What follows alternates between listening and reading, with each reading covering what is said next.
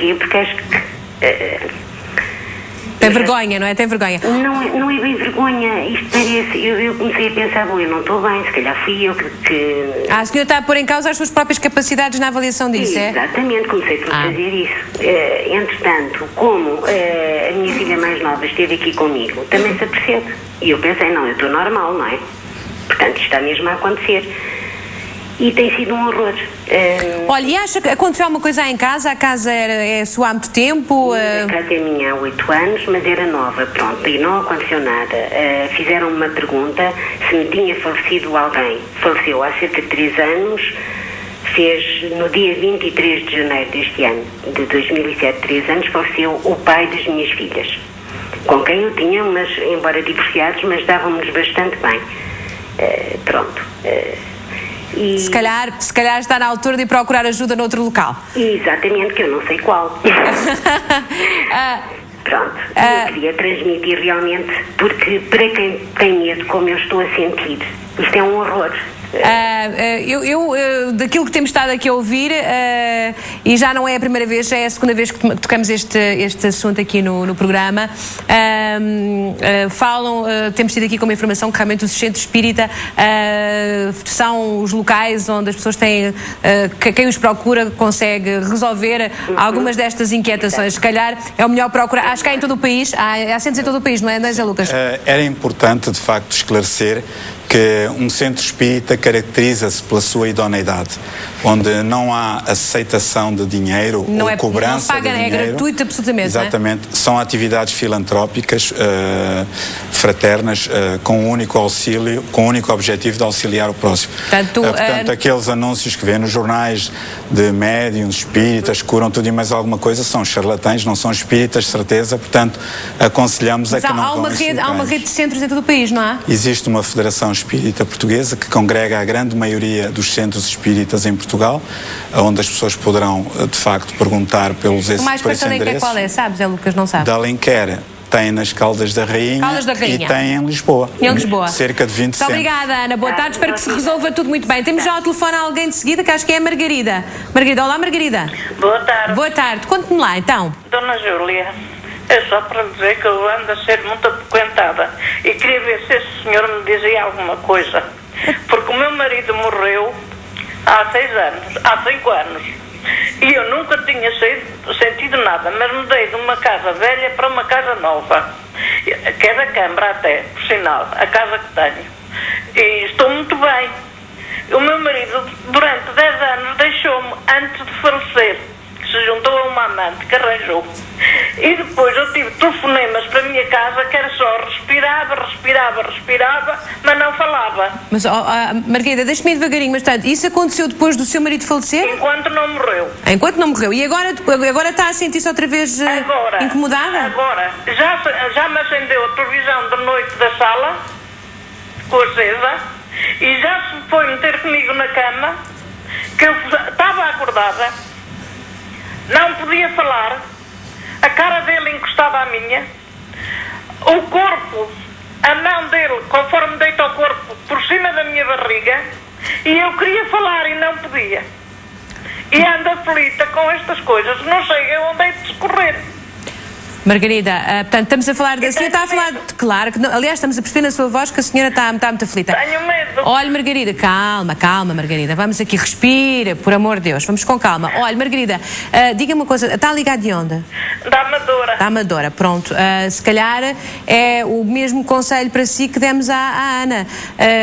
Vá junto de um destes locais, do centro espírita que deve existir. Se calhar até verá na Amadora, que é uma cidade muito grande, e tente obter ajuda aí. Não sei se o Zé Lucas me pode aqui dar aqui algum conselho com esta senhora? Sim, a ideia era a mesma. Até poderá contactar a própria Federação Espírita Portuguesa, ou a ADEP, ou qualquer centro espírita que a orientarão nesse sentido. Eu gostava de referir que estes casos são muito mais comuns do que as pessoas pensam. Pelos vistos, não é? E não são motivo para que as pessoas se assustem. O medo, o receio, o assustar só deriva do desconhecimento, porque nós fomos mal educados entre aspas, sim. Não no sentido pejorativo objetivo do termo, fomos mal educados espiritualmente. Nós fomos educados para que quando o nosso corpo morresse, fôssemos para o céu, para o inferno e para o purgatório, e vivemos toda uma vida de medo. Ora, a realidade espiritual não é essa. E o objetivo do espiritismo é precisamente explicar às pessoas que a vida continua como continua e libertá-la dessas peias do medo. Deixe-me despedir aqui da Margarida, que continua a telefone, e espero que então obtenha os contactos para ir a esta... Não há nenhum número de telefone, não. Agora vai passar aí para as mãos da nossa produção, e seguramente que vão tentar ajudá-la. Está bem, Margarida? Muito obrigada. Adeus, boa tarde. Adeus. A Margarida estava muito ansiosa, muito aflita, viu, Ana Maria? Coitadinha da senhora.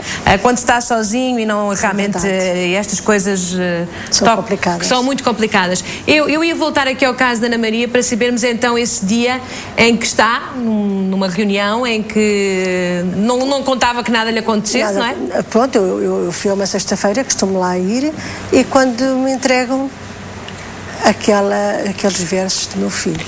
Isso foi no dia dos versos, já ia para o dia do retrato. Pois, fizeram uma jornada em Óbidos, onde estavam umas 300 e tal pessoas. Foi lá a Mário Luísa Vasconcelos, onde não conhecia a senhora de lado nenhum, não é? Até porque eu frequento o centro há 9 meses. E qual é o meu espanto? As pessoas sabiam do seu caso ou não? Ninguém sabia do meu caso,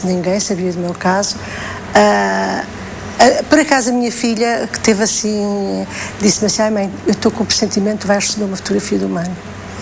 A minha filha disse-me assim: filha, não. De repente ela diz: é para entregar à Dona Ana Maria do Pedro Miguel. Aquela fotografia, aquele retrato, não uma fotografia, um retrato. E eu disse, eu fiquei, sei lá, não esperava, e fiquei ali assim, e vai ela, acho que o meu filho que disse, ela não percebeu, porque houve alguém que estava perto e que ouviu, e vai ela, estendeu a mão para mim que estava na plateia. Vocês não se conheciam? Não conhecia a senhora de lado nenhum, foi a primeira vez que conheci, sim, é aquela. Era o seu filho? Que era o meu filho. E então vinha com uma dedicatória. O retrato é aquele que vimos há bocadinho na reportagem. Não tenho dúvidas nenhumas que Não tenho dúvidas nenhumas. Portanto, então, para percebermos o que se passou, foi essa senhora, que será uma médium, é isso? Terá recebido uma mensagem do seu filho, é isso? Ela fez aquela pintura... Guiada pelo seu filho? O meu filho devia ter pedido ao pintor que estava... Porque ela é média, não é? Porque ela estava a fazer várias pinturas mediúnicas. E o meu filho devia ter pedido, e ela fez aquela fotografia. Lucas, o que é uma pintura mediúnica? Há determinados médiums que têm médiums de efeitos físicos que têm uma capacidade que é chamada psicopictografia. O que é que acontece? Eles entram em transe, né? E durante esse transe mediúnico, esse médium dá acesso para que os espíritos que foram pintores e que do lado da vida querem demonstrar a vida para além da morte, utilizam os seus órgãos motores e pintam. Isso é muito comum. Em Portugal temos tido vários pintores, vários médiuns espíritas que vêm fazer sessões de pintura. Inclusive em Coimbra esteve lá um médium, Florencio Anton, que foi trazido a Portugal até pela dona Leonor e pelo marido, e que foi investigado por um conjunto de médicos, desde neurologistas, psiquiatras, etc., e onde ele, em transe e de olhos fechados, pintava a óleo a uma velocidade vertiginosa, sem que as cores se misturassem. Eu tive a oportunidade também de assistir, em que ele pintava 2 quadros na mesma tela, 2 caras completamente diferentes, de autores diferentes, uma com cada mão, sem nunca ter estudado pintura.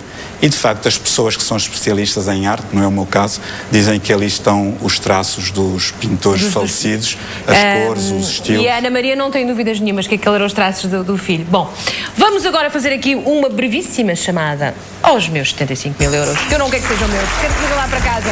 760, 300, 700. Arriscar. Agora,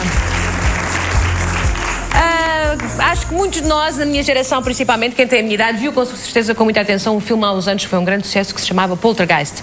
Era um filme que mostrava o que é que podia acontecer numa casa, onde, enfim, todas as coisas mais estranhas que podemos conceber numa casa se animavam sozinhas. Muito do que se passava na ficção desse filme já foi descrito aqui por algumas das senhoras, das pessoas com quem falámos hoje. Televisões que se acendiam na noite, ruídos, enfim. Era ficção, mas já ouvimos aqui relatos de pessoas que tiveram essa experiência. O meu próximo convidado, acompanhado de outros, fez parte de uma equipa que foi verificar, fazer uma investigação numa habitação onde estava a decorrer um fenómeno paranormal registado na zona de Sintra. Vem aí o Vasco Marques.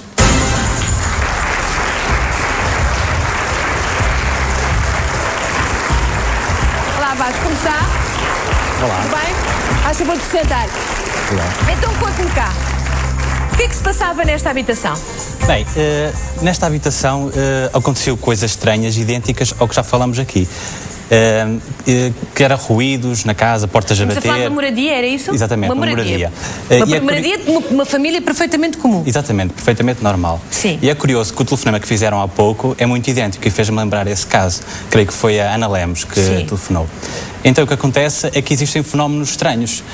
E alguns deles até equipamentos eletrónicos podem transmitir algum tipo de mensagem. Neste caso foi o telemóvel, o telefone. No caso do telemóvel foi uma SMS que foram recebendo. Mensagens escritas? Mensagens escritas. E curiosamente, estas mensagens não tinham remetente. E tentamos até contactar a TMN e a Polícia Judiciária e não foi identificável. E até porque o próprio equipamento, ele transmitiu mensagem desligado e tocou desligado. Portanto, vamos lá devagarinho. Portanto, os equipamentos estavam desligados, ou seja, temos por vezes estavam desligados. E mesmo assim funcionavam? Exatamente. E tem a certeza que estavam desligados? Estavam mesmo desligados. Isto não é estranho isto acontecer. Não? Não. Recentemente teve um filme no cinema que era o Noise, com o Kevin Costner, que tratava precisamente deste assunto, em que era possível eles comunicar com equipamentos eletrónicos, mesmo desligados. E chama-se transcomunicação instrumental. Bem, mas isto foi um dos fenómenos que aconteceu. Na casa aconteceram várias coisas. Aliás, esta família... Esta não pude presenciar, mas foi documentado.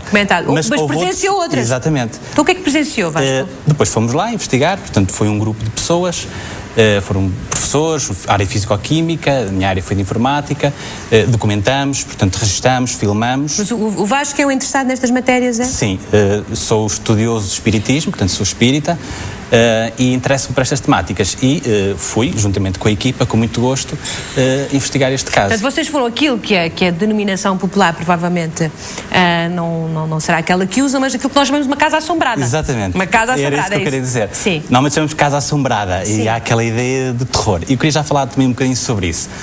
Acerca daquilo que vimos. Quando nós já fomos, os fenómenos diminuíram. O que isso tem a ver com o facto de as pessoas lá estarem, se calhar terem algum receio, apesar de com o tempo foram perdendo esse receio, nós já não temos esse receio. Se calhar no início, com o desconhecimento das pessoas têm, depois com o tempo não têm receio, é perfeitamente normal. Mesmo assim, nós podemos observar, e particularmente eu observei um fenómeno que nunca tinha visto daquela forma, que foi a materialização, ou seja, aparecer um objeto do nada, um objeto metálico, que fazia parte da casa, e eu estava a olhar para a frente e simplesmente apareceu um objeto, quase que parece como por magia, mas há uma explicação científica por trás disso. Apareceu o objeto e caiu no chão. Portanto, o que era o objeto? Era um objeto metálico de uma janela. Nós recolhemos o objeto, identificamos e, entretanto, houve outros objetos que surgiram. Da mesma forma? Da mesma forma, em que apareceram. Portanto, observamos que ele caiu mais à frente, a uma distância sensivelmente de 1 metro, portanto, à altura da mão de uma pessoa.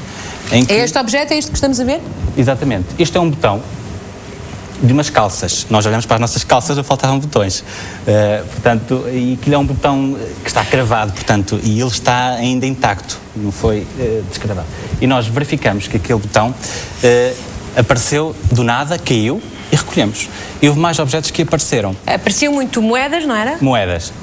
Nós estávamos em cima numa mesa, tinha lá moedas, quando voltamos a olhar, algumas das moedas tinham desaparecido. E ninguém tinha tirado as moedas? Não, ninguém tinha tirado as moedas, até porque eram antigas.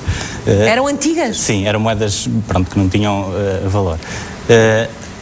Verificamos depois que numa outra sala estavam lá a moeda que desapareceu, essa e outras moedas tinham desaparecido.